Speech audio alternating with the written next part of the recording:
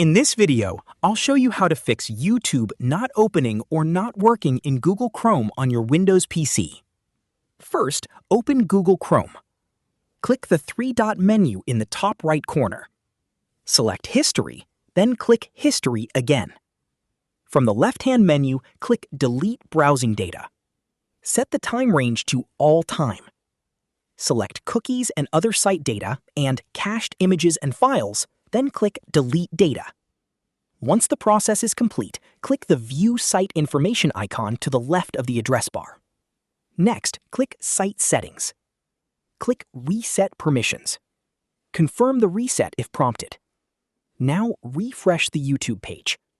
YouTube should now open and work normally in Google Chrome. That's it. This is how you can fix YouTube not opening or not working in Google Chrome on your Windows PC. If you found this video helpful, don't forget to like the video, subscribe to our channel, and press the bell icon for more tutorials. Thanks for watching.